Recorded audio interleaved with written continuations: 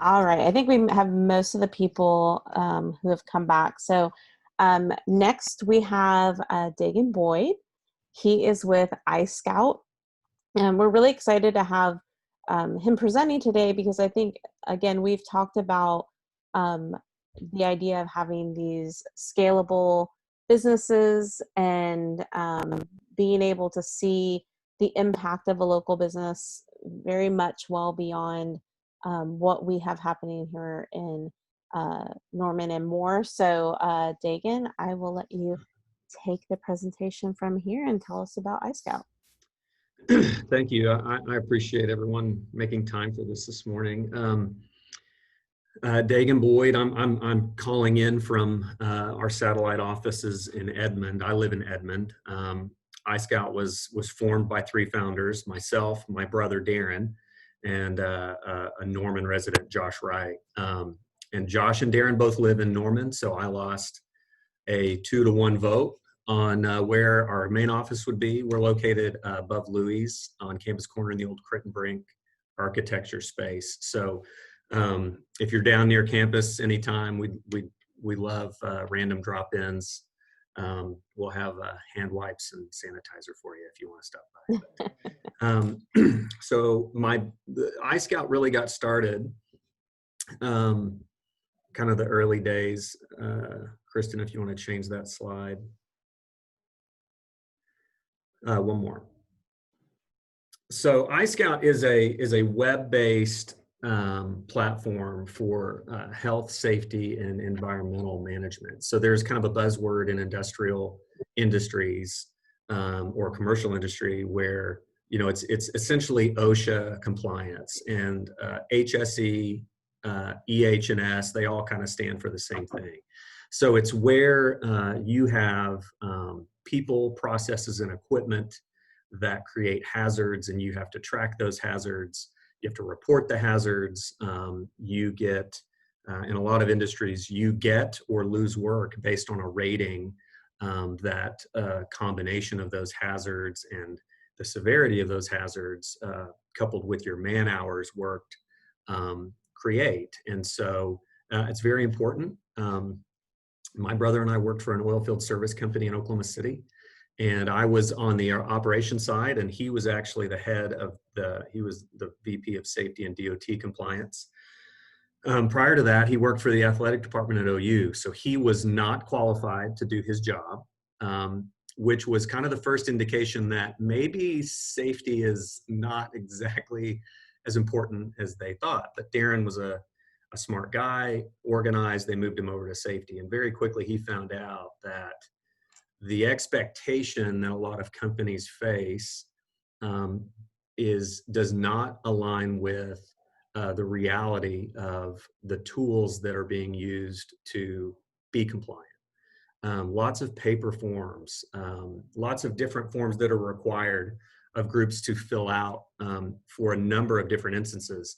And in the oil field in particular, if someone falls and they scrape their knee, well, that needs to be reported. The paper form is underneath, mountains of trash in the back of the company truck that's 300 yards away. It's raining outside, and we have to get this thing fixed. So we're probably just not going to even report that information. A week and a half later, that gets infected. That employee goes to the hospital. They point back and say, well, I fell and I scraped my leg and now it's infected. And it was a daunting task to be able to track that on paper forms and spreadsheets. So with an extreme amount of innocence and naivete, Darren and I thought, you know what? We should make an app because we're super smart. And the real question was, we have these little computers in our pockets. People should be able to pull it out, fill out a form, hit submit, and then by doing that digitally, that instead of this paper form, that it has to have a lifespan. It has to go to the office. It has to go through a fax machine. It has to be entered into a spreadsheet. It has to be reviewed by someone. That all of that would just automatically happen. And so we took that kind of innocence and ignorance at the time, and we spent about a year and a half, we partnered with Josh Wright. We talked him into, he's a young guy. Wright's IGA. I don't know if you all remember Wright's IGA. That was his family. We convinced him to quit his job and come over, and we gave him a percentage of nothing to join our company because that's how much it was worth at the time. And he jumped on board, and in about a year and a half's time, we had kind of a version 1 to pilot. So really what iScout is it allows companies to build reports from scratch. So there's a editor in there where you can build any report you like.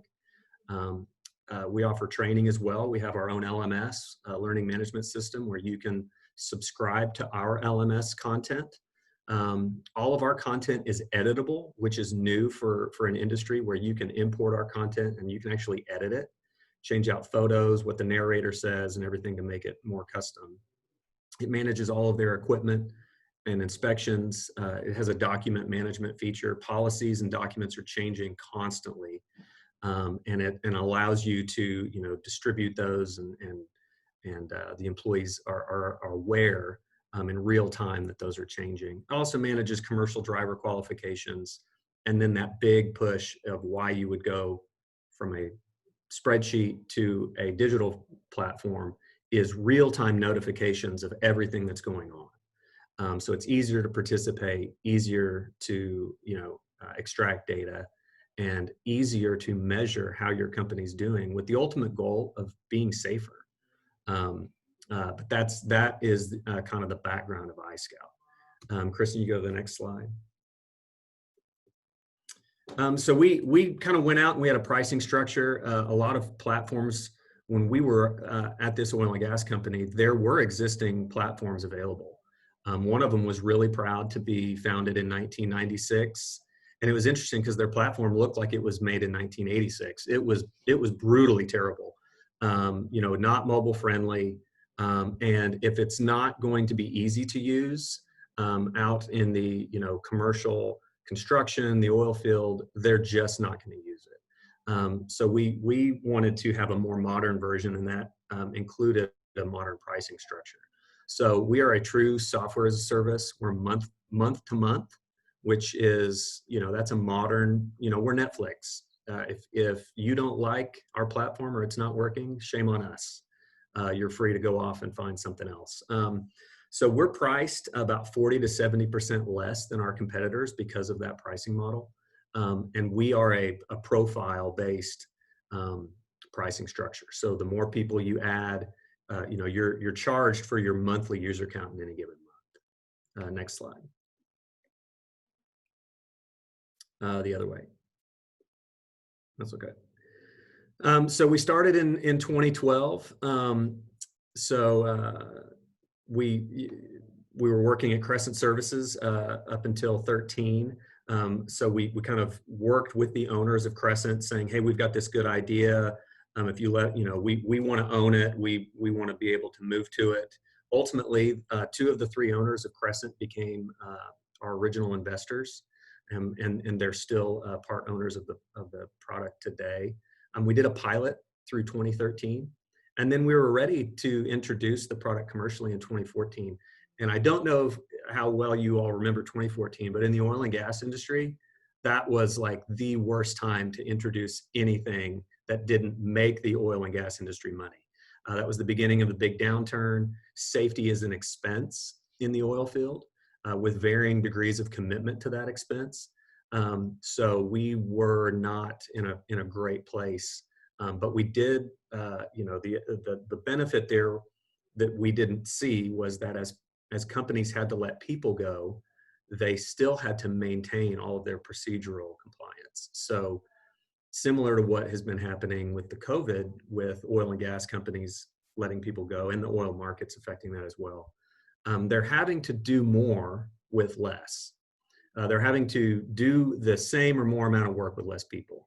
So 15 actually started to ramp up, and people started, replacing, instead of bringing people back on, they started looking to software to kind of fill the gap. We're mostly oil and gas at this point. That was our background, and that was our low-hanging fruit. Next slide. So today we have a whopping 10 employees. That's the great thing about software. I think Instagram sold for $2 billion and they had 14 employees. We are for sale for $2 billion today. I'll knock a couple hundred million off of that if you're interested. It's a one-time only deal for this 1 million cups presentation, but it's you can do a lot with a few people. We've got a really great team. There are two of us that spend most of our time in Edmond. Every Monday, the rest of the team and the two of us, we're all in Norman in our office. It's a fun dynamic. If we add 30 customers, we don't have to hire another person. It's very sustainable at kind of that 10 employee mark. We currently have about 35,000 users. That has gone down. That is down about 11%. From February, and that's kind of COVID related. So we're hoping that as things kind of turn around, that we haven't lost any customers, which is a good thing. We are down users, but not customers. We're growing in an international base. Our entire platform is translatable to 114 languages. I had a demo with an engineering company who works in the oil and gas industry in Russia. I had a demo with them on Friday, and that was really interesting to engage people from other countries. And really what we're finding is the problems are the same. They have people, those people are working in hazardous areas, and everybody is trying to keep those people safe. We're also branching out in other industries, kind of forcing our hand there to really get creative on doing that. Oil and gas is volatile, to say it, as nicely as I can. It's unpredictable. So we're looking for really the next logical concentric circle outside of energy, commercial construction, industrial applications, wind, solar, electrical, all of those. Really, they're all fighting the same battle. Okay, next slide. So our goals for the future, continuous platform improvement. So that's a big goal. We would like to have as many developers on hand as possible because the list of improvements to the platform grows. And so just to really kind of tackle those, I was joking earlier, COVID has sent us all to our homes, and we've got more development done in the last 3 months than we did in the previous 10 as far as releasing new feature updates in the site. And it's really because those guys are just able to kind of put their headphones on and create. So we do want to continue to do that and to set ourselves apart by, we're updating, we're sending feature updates 3 or 4 a week, just improvements, enhancements, and tweaks. We want to continue to broaden our industry reach, get into other industries. We have 2 food service companies, and that's real interesting, one out of the Bronx, one out of Florida. We have a trampoline park in Phoenix that uses it to do their weekly inspections on all their trampolines. So it's amazing how many people have the same issue with trying to keep their business running with compliance regulations looming. And then we do want to really lean into strategic partnerships. We've got some good relationships. CompSource Mutual is here in Oklahoma City. We also have a relationship with Insurica, which they're owned by American Fidelity Assurance, and they're a local business as well. And then larger groups like Locked-In Insurance and Berkeley Insurance have been really good advocates for us to their user base. But we would like to lean into that more. I would say the biggest question mark we have, and Matt Allen is right here on my screen, and I'm seeing this. We haven't figured out the marketing piece. It feels like it's this frustrating pay-to-play proposition where we can't really get an understanding of I'll get an uptick in companies out of Georgia that are requesting demos, but which is good, but no one can really tell us why that happened or how we can increase that, and go from a little bit of interest in that area and really leaning in that and transitioning some spend in that direction to really blow that area up for whatever reason it's working. So we're trying to find a mix of that, and that I really think would help us. Our biggest opportunity for growth has been organic growth. People seeing our product. Chesapeake Energy is a customer. They saw reports from some of their contractors that were sent to them, and they wanted to know, well, how are you creating this data? Like, I asked you, I sent that email 4 minutes ago and you populated that report and sent it to me in a PDF. Like, how did you do that?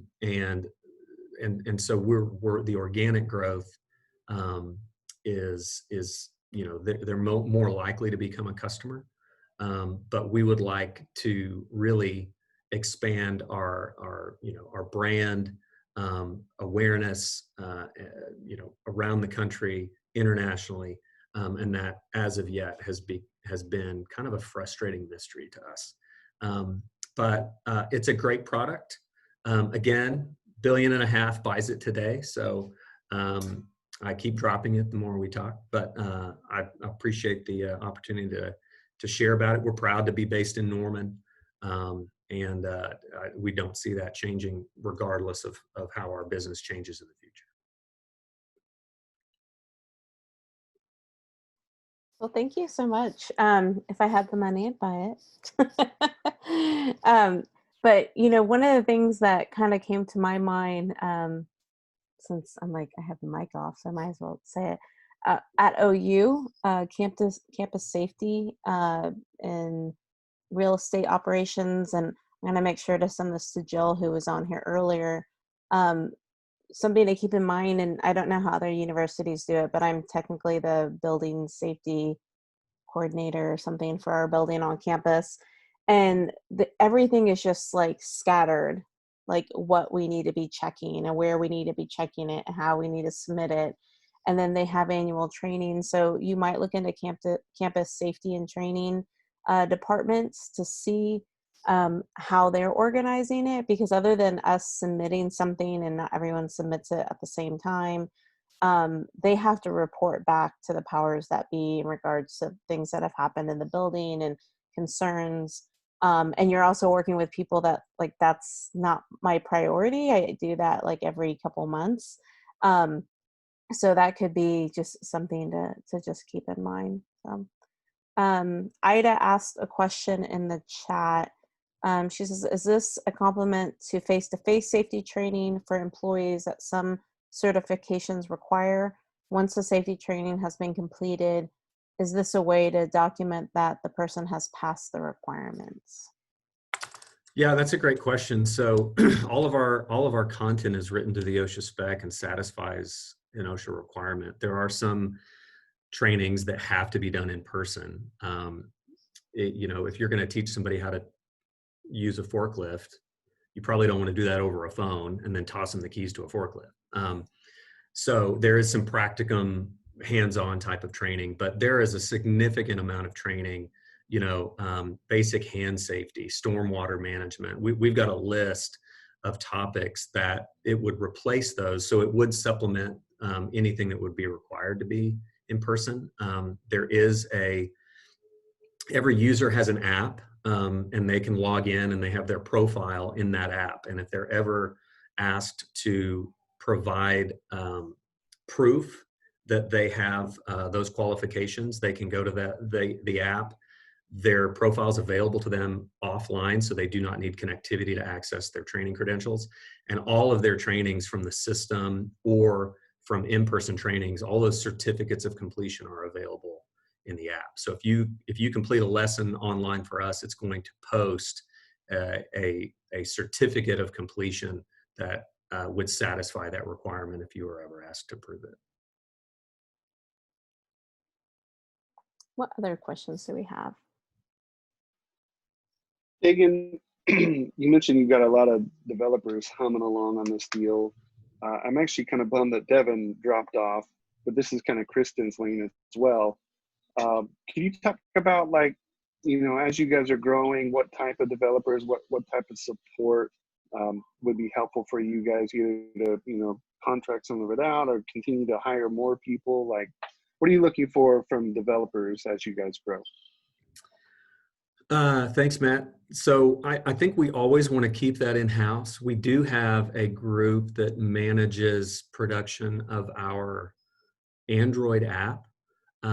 We build out the structure for the iOS app in-house, but we currently don't have an Android specific app dedicated developer. So we actually farm that out. We did a lot of research going into that, and we were continually recommended to a group in India, which we had some apprehension about that. One, they're on the opposite side of the world, and they're asleep when we're awake. That's kind of step one in inconvenience. But they've been doing a great job. We would like to pull that in house at some point. The in-house team works really well together. We get things done very quickly, and we can respond to any issues. I think having third party, if something happened on a Saturday afternoon, we can't control who is being responsible for doing what unless they're in house. And so I think we continue to do that. As far as who we're looking for, I'm the wrong person to ask that. That's more of a Josh Wright question. He's our head guy. But really we're looking for, I think probably the next couple developers that we would hire would be more in the junior developer category. And then they would kind of work and then progress up. We understand that that's the type of developer that's going to come in and get trained up and potentially go off and go somewhere else.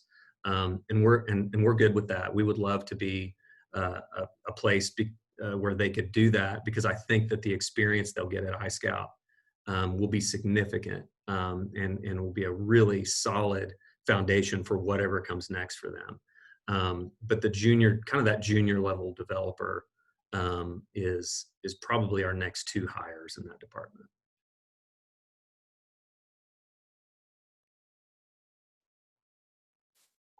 So what kind of going back to the slide that you have kind of for goals for the future, is there something that you feel like the 1 Million Cups community, those of us who are online and those who watch the recording later, could do to support these goals that you have? Yeah, the easy answer to that is, tell all your friends. It's crowdsourcing. It's there are everybody, I would imagine everybody on or watching this later knows, we're the majority, of us grew up in Oklahoma or attended school in Oklahoma or are raising a family in Oklahoma. And we have friends, neighbors, people in our Sunday school that work in these industries. And just to share of, hey, we heard about this product that's HS&E management software out of Norman. You should check that out. That has been the referrals and recommendations that creates a really warm lead for us. So that would be the easy thing that I could ask for, would be just to be aware that other people have this need. And really the way we look at it is I have 3 kids, and when I was in the oil and gas industry, I didn't have to go out to the field a lot, but when I did, there was significant risk. And it always made my wife nervous when I was out in West Texas, for a week at a time, because there's a lot of risk. And so we don't really look at it like, I had 35,000 users on there. Well, those are dads who coach soccer, and those are moms who drop kids off at school every day. And so really that's the goal with us, is to we want to add kind of that personal level awareness of who these people are. And they are our neighbors, and we want to keep our neighbors safe. And so kind of keeping that in mind, I'm sure everyone there wants to keep the people around you and you care for safe. And if they are working in a industry that has significant hazards, ask them how their company is managing that. Ask them, we know a lot of people who their company doesn't use software, they're filling out paper forms, and they don't feel safe. They don't feel like their company has adequately prepared to deal with injuries or incidents, or they don't feel properly trained to do the task that they've been asked to do. And that's really where we're trying to pick up the slack. So. Great. And we had one last question from Bob in the chat. What's your content development process like for training materials on the LMS? Are they videos, animations, readings, something else? Yeah, so our LMS is actually really, really cool. It's slide based. Our LMS is called 2020 Training. And the idea there is kind of that micro learning philosophy, where we don't want to spend an hour communicating some information that we can spend 20 minutes communicating. So 2020 comes from the idea we're going to try to communicate a training in 20 slides, 20 seconds per slide. Every 20 to 25 seconds, we're going to transition the image, we're going to rotate to the next slide, and we're going to move on down the road just to maintain engagement. Like I said, all of our content, it's all slide based. It's mobile friendly. You can see there on the image that's shown, that top image, that's what our content would look like on a phone. It can be images, GIFs, videos, bullets. You're going to build your own quiz. All of our content that we provide from an OSHA perspective in our library is editable. So you can go in and say, well, this is an OSHA lesson on hand safety. Well, we have one tool that causes 90% of our hand injuries, and so I'm going to add a slide amongst this training, and we're going to talk about that tool. It's also translatable, so when an individual employee goes into their profile, and if they select Spanish in their profile, it translates the entire site interaction, all the forms and inspections they have to fill out, and all of the training, text, and narrator content. So it's very, very user-friendly. So we write it to the OSHA spec. It's approved. It goes through an approval process. Kristen, here comes that train I was telling you about. Now I can hear it. You're good now. We're working on quiet crossings. Edmund's a little behind the curve on that. So it goes through an approval process with a risk management firm in South Texas called T-Core Management. They scrub it and make sure that it meets the OSHA standard, and then we distribute it. Great. Well, thank you so much, Dagan. We appreciate you coming in and telling us about iScout. Again, here's the website if anybody's looking for that information.